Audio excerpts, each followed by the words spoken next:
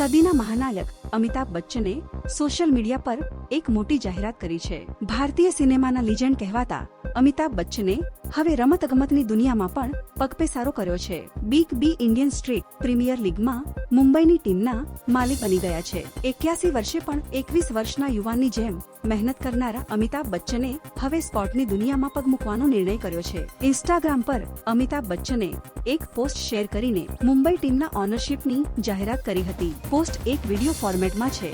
વિડીયોમાં બાળકો અને યુવાનો તેમના શહેરની ગલી મેદાનમાં ક્રિકેટ રમી રહ્યા છે તેવા વિઝ્યુઅલ્સ છે. કેપ્શનમાં બિગ બી લખી રહ્યા છે કે તેઓની માટે એક તક છે, જેમણે શેરીમાં, ગલીઓમાં, ઘરે બનાવેલી પીચો પર તેમની ક્ષમતાનું પ્રદર્શન કર્યું છે. હવે તેઓને પ્રોફેશનલ રીતે ટીમ માટે પસંદગી પામશે અને ઔપચારિક સેટઅપમાં તેમની પ્રતિભાનું પ્રદર્શન કરી શકશે. આગળ બિગ બી લખે છે કે ટીમના માલિક તરીકે મુંબઈ સાથે રહેવું અને એક ભવ્ય દૂરદર્શી ભવિષ્ય માટે ઉભરતી પ્રતિભાઓની જાણકારી રાખવી મારા માટે સન્માન અને સૌભાગ્યની વાત છે. આ પહેલની ચહલ જિંદાબાદ જય હો, જય હિન્દ. જણાવી દઈએ કે ફિલ્મ ગણપત બાદ અમિતાભ બચ્ચન પ્રભાસ અને દીપિકા પાદુકોણ સાથે ફિલ્મ કલ્કી 2898 AD માં જોવા મળશે. આ સિવાય તેની પાસે ફિલ્મ વેટ્ટિયાન પણ છે.